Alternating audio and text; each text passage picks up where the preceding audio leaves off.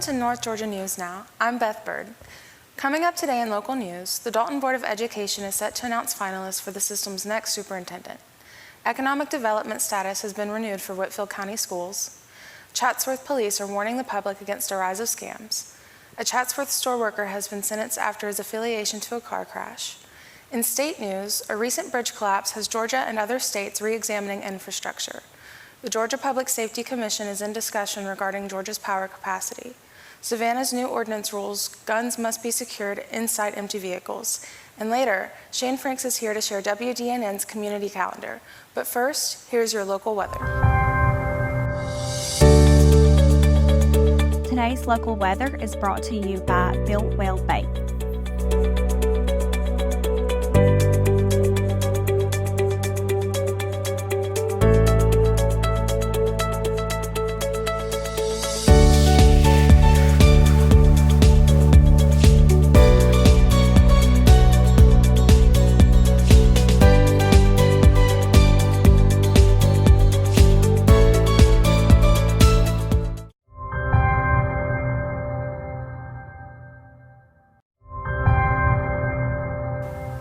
Welcome back to your local news.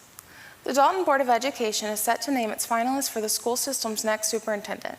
The announcement will be made at this evening's meeting, which will take place at 5:30 p.m. in the City Park Auditorium. Per a release from the school system, Monday's school board meeting marks a significant juncture in the ongoing process of selecting a new superintendent for the district. Tim Scott, the district's current superintendent, has been selected by the Georgia High School Association's Board of Trustees as the next executive director. Scott has served as superintendent since 2018 and is set to assume his new role on July 1st, pending final approval. The Dalton Board of Education states that they have conducted many interviews and are hopeful to enter this next phase in the selection process. We know we have work to do and progress to make to be the best system possible for our students, for our staff, and for our community, officials said in a March release. Legally, the board can select up to 3 finalists for the position and then must make a vote within the following 14 days. During the search process, there are several areas of criteria the board looks for, including educational leadership, culture and climate, a central office role and focus, learning and student achievement, support, safety, and care for all students, educational equity, and district direction and communications. Officials say that they hope to have the process of finding a new superintendent completed by May. Chief Financial Officer Teresa Perry will give financial updates during the meeting, and Scott is scheduled to give a superintendent's report. Several recognitions are also set to take place, including 90 people that will be honored. The board will also recognize Dalton High School for being selected as an advanced placement honor school. This evening's Board of Education meeting is open to the public and will also be live streamed on the Dalton Public Schools website. The Whitfield County School System has been redesignated as an Economic Development Partnership District. This distinction means that an even greater focus will be placed on graduating seniors who are college or career ready. According to the Georgia Department of Education, the partnership program was created to promote involved relationships between school districts and businesses and industry. School officials met last year with representatives from the Georgia Department of Education to discuss a possible renewal of designation. In 2018, Whitfield County was chosen as one of the first 5 school systems in the state to be selected as an EPD district.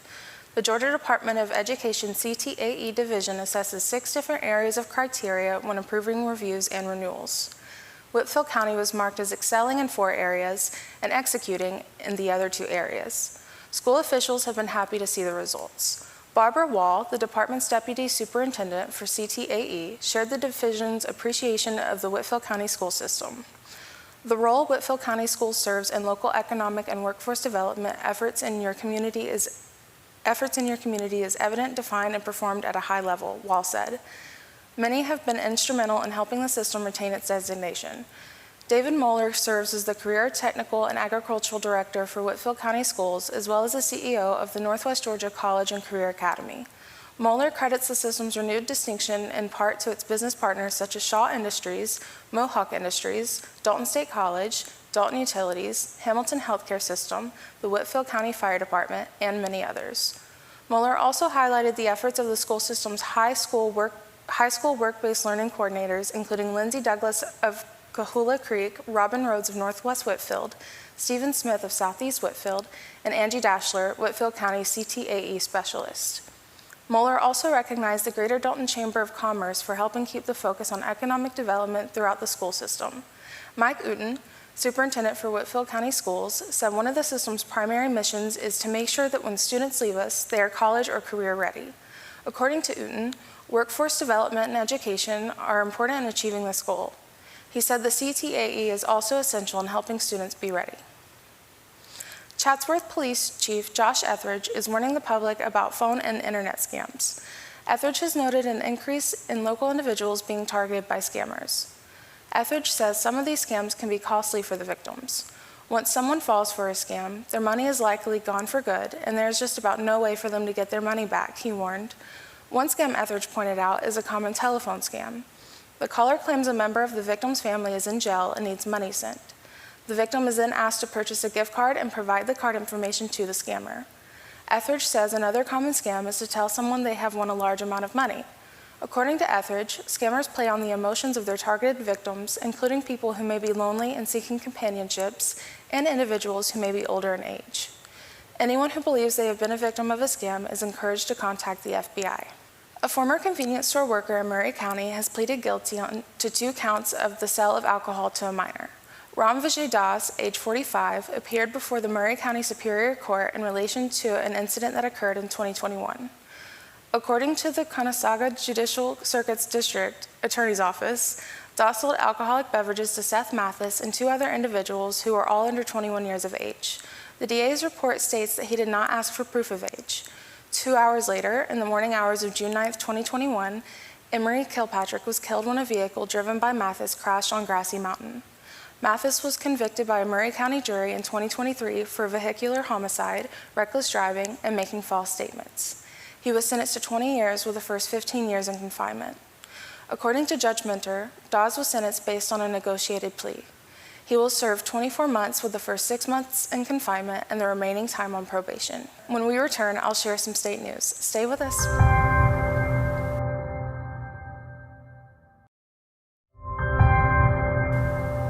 Welcome back. Next up, the recent collapse of the Francis Scott Key Bridge in Baltimore has thrust the issue of infrastructure safety into the national spotlight. In Georgia, approximately 8.5% of bridges are classified as being in poor condition.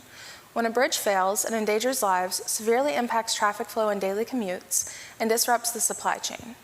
While the cause of the Francis Scott Key Bridge collapse was not directly related to its structural condition, there are numerous bridges across the nation that are deteriorating and pose potential safety hazards to users. For instance, in February of 2022, the National Transportation Safety Board attributed a bridge collapse in Pittsburgh to maintenance and oversight failures, resulting in 10 injuries. Despite prior recommendations for maintenance and repairs, a critical component of the Fern Hollow Bridge corroded over time, leading to its collapse on January 28th, plummeting approximately 100 feet into Frick Park. Fortunately, there were no fatalities in this incident. However, historical tragedies, such as the 1967 Silver Bridge collapse in West Virginia, which claimed 46 lives, underscore the grave consequences of bridge failures. Moreover, the deficient bridges may lack essential traffic safety features, heightening the risk of accidents or injuries for motorists, even if they do not collapse. To assess the state of bridges across the United States, Bridgeforth, Gleason, and Nortenian Law conducted an analysis of records pertaining to over 600,000 bridges nationwide. Their aim was to identify states with the highest number of bridges in need of repair or replacement, as evaluated by engineers and inspectors. The data, current as of January 23, 2023, predates the tragic collapse of the Francis Scott Key Bridge on March 26, caused by a container ship losing power and colliding with one of the bridge's concrete columns. Key findings reveal that 10.8% of bridges nationwide are deemed to be in poor condition. While 4 states boast less than 5% of their bridges in poor condition, Texas stands out with the highest number of bridges in need of repair, despite having more than twice as many total bridges as any other state. Iowa holds the record for the most bridges in poor condition, surpassing 5,000, while South Carolina exhibits the highest rate of poor-rated bridges, with over 1 in 4 bridges classified as such. In Atlanta, opponents of Georgia Power's request for a substantial boost in electrical generating capacity voiced numerous objections during hearings with state energy regulators. Their concerns primarily revolve around 2 key issues: the financial burden of constructing the additional capacity and whether Georgia Power should intensify its reliance on fossil fuels instead of pursuing renewable energy more vigorously. The Georgia Public Service Commission is slated to vote on April 16th regarding the Atlanta-based utilities plea for an additional 6,000 megawatts of capacity, a stark rise from the mere 400 megawatts forecasted just 2 years ago. The utility attributes this surge in demand to unexpected growth, especially among major industrial clients like data centers.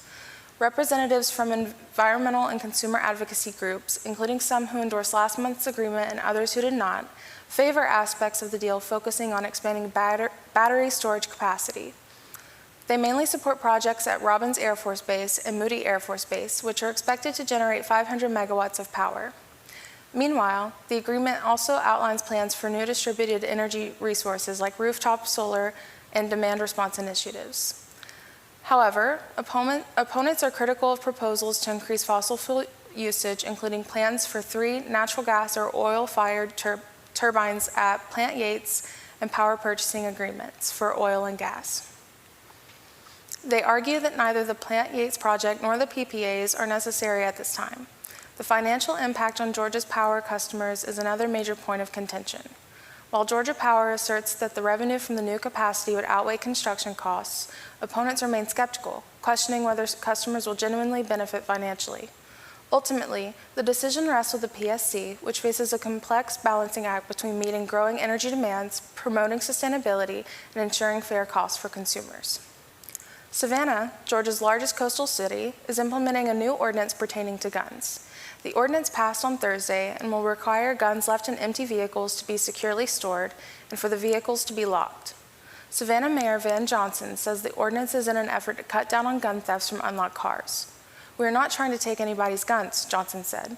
"That is a constitutional right granted by the Second Amendment. But we do think with the right comes a responsibility to maintain and secure this right. I'm still going to carry my gun," he continued, "but I'm also going to lock my gun up." In addition to keeping one's gun secure, the ordinance will also require individuals to report gun thefts to police within 24 hours. Enforcement of the ordinance will begin following a 90-day education campaign, according to city officials. The move comes as a part of a focus by control advocates to urge gun owners to keep their weapons safely secured. Georgia's legislative session blocked the efforts earlier this year when presented with giving people $300 in state income tax credits to pay for gun locks, gun safes, and gun safety classes. Those in support of the ordinance are hopeful that it will help cut down on access to illegal weapons. Savannah police reported 244 guns stolen from vehicles in 2023. Of those thefts, approximately 203 came from unlocked vehicles. The trend has similarly followed this year with 69 thefts, 56 of which are from unlocked cars. The new ordinance will also come with maximum penalties of up to $1,000 in fines and 30 days in jail. Minnie Gilbert of Savannah is in support of the ordinance and has seen what gun-related tragedies look like. Gilbert lost her grandson in 2020 and her daughter in 2023, both due to gun violence. She hopes the ordinance will make others more self-aware. "Lock up your weapons, otherwise you're going to be held responsible," Gilbert said. When we return, Shane Franks will share WDNN's community calendar. But first, here's a look at the obituaries.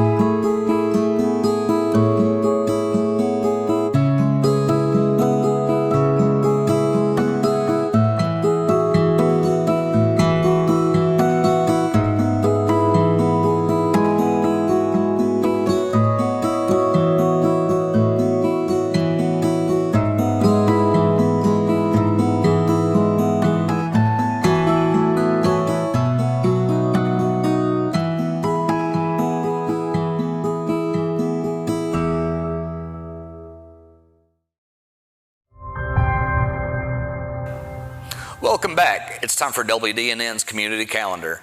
Here are some things that are going on around your local area. The Crossroads Car and Bike Show is coming to Ringgold on Saturday, April 27th.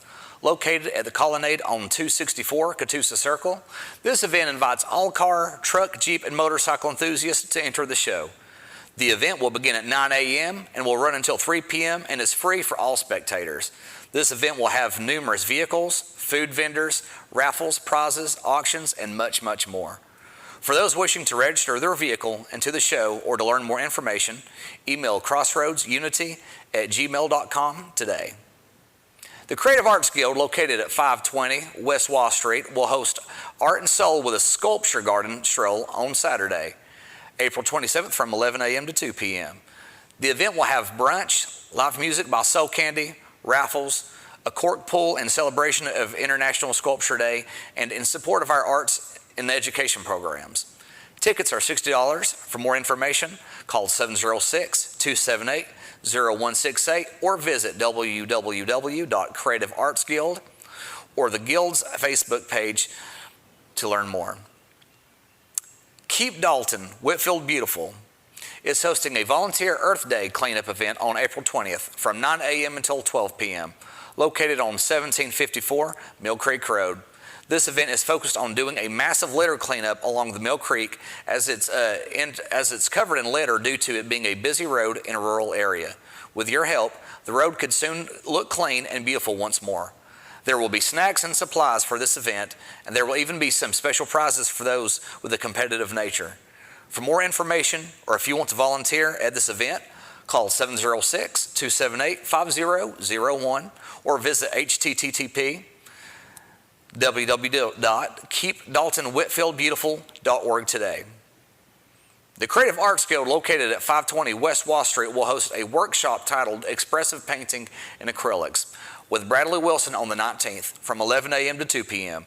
In this course, students will practice the methods of expressive acrylic painting while exploring a variety of subject matter and receiving instructor feedback on work. Sorry, this class is not suitable for beginners. Approaching painting as play will be emphasized while also focused on solid technique and other important skills. Students will also be given monthly challenges for painting projects to work on at home and bring in for critique. Students must provide their own materials. You must register for each workshop you would like to attend, and it is $40 per workshop.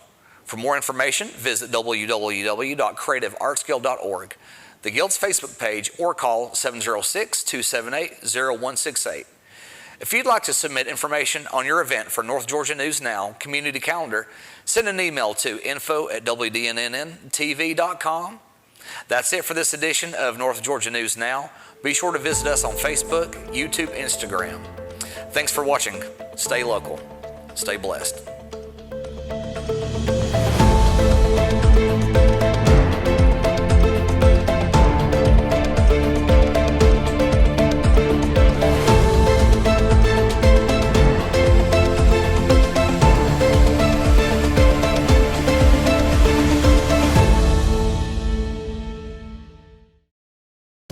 Thanks for watching. Make sure to click that subscribe button as well as bell notifications so you won't miss any new videos. Also, follow us on our social medias. Thank you again for tuning in, and until next time, keep watching local.